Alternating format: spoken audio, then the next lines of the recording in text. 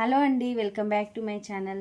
ఈరోజు అయితే డాబా స్టైల్లో పన్నీర్ మసాలా కర్రీ ఎలా చేసుకోవాలో చూపిస్తాను. దీనికోసం ఫస్ట్ మనం పన్నీర్ అయితే తీసుకోవాలి.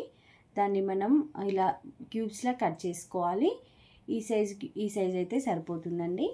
ఇంకా ఈ క్యూబ్స్ని మనము మసాలా పట్టించాలి బాగా. దానికోసం కారం, రుచికి సరిపడా ఉప్పు, గరం మసాలా, ధనియాల పొడి వేసుకొని ఈ కట్ చేసుకున్న క్యూబ్స్ అనేవి అందులో వేసుకొని కలిపి పక్కన పెట్టుకోవాలి.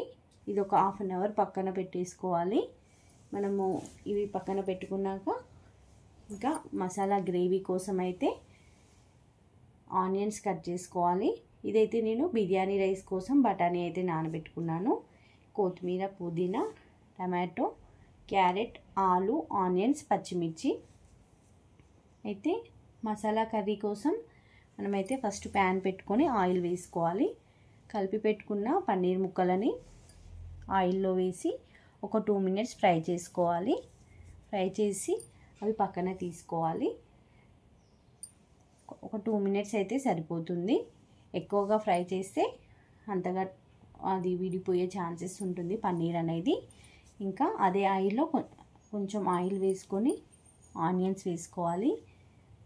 ఆనియన్స్ కొంచెం ఫ్రై అయ్యాక టమాటో ముక్కలు వేసి ఇవి కూడా కొంచెం ఫ్రై అవ్వాలి. ఎక్కువగా ఫ్రై చేయాల్సిన అవసరం లేదు వీటిని, ఎందుకంటే ఇది మిక్సీ చేసుకొని మెత్తటి పేస్ట్లా అనేది చేసుకోవాలి.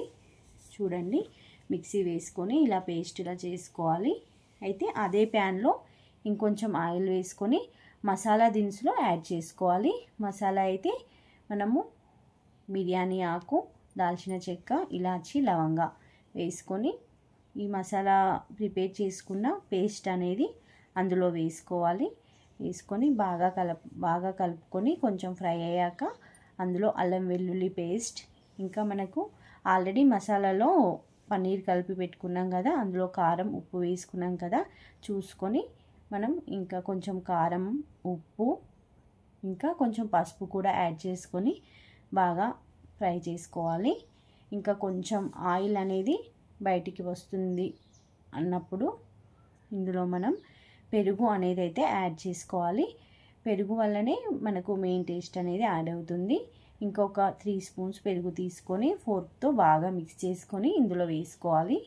ఈ పెరుగు వేసాక బాగా ఫ్రై అయ్యాక అందులో కొన్ని వాటర్, మనకి గ్రేవీ ఎంత కావాలో సరిపడా చూసుకొని మనం వాటర్ అయితే యాడ్ చేసుకోవాలి.